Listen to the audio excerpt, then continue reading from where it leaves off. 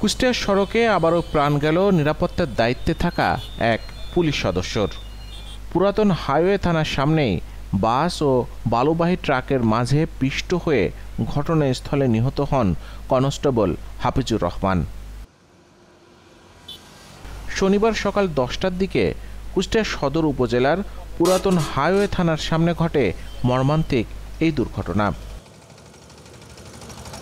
চলছিল প্রতিদিনের মতো হাইওয়ে পুলিশের ডিউটি। এ সময় কুষ্টিয়া থেকে ছেড়ে যাওয়া বালু বোঝাই 10 চাকার একটি ট্রাক এবং ইসলামী বিশ্ববিদ্যালয়ের একটি বাস মুখোমুখি সংঘর্ষ হয়, আর দুই যানবাহনের মাঝে পড়ে ঘটনাস্থলে নিহত হন দায়িত্বরত কনস্টেবল হাফিজুর রহমান। নিহত পুলিশ সদস্য পাবনার চাটমোহর উপজেলার আহমদ আলীর ছেলে, বয়স মাত্র 28 বছর।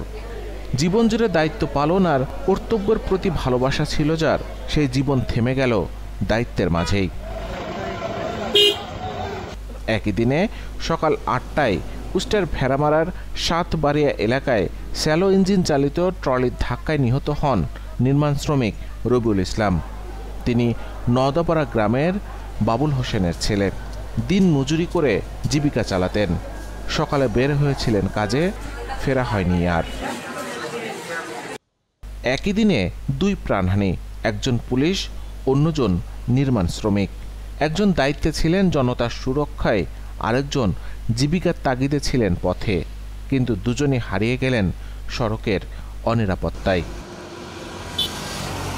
স্থানীয়দের অভিযোগ, ট্রাকের বেপরোয়া চলাফেরার কারণে সড়ক দুর্ঘটনা এখন নিত্যদিনের ঘটনায় পরিণত হয়েছে।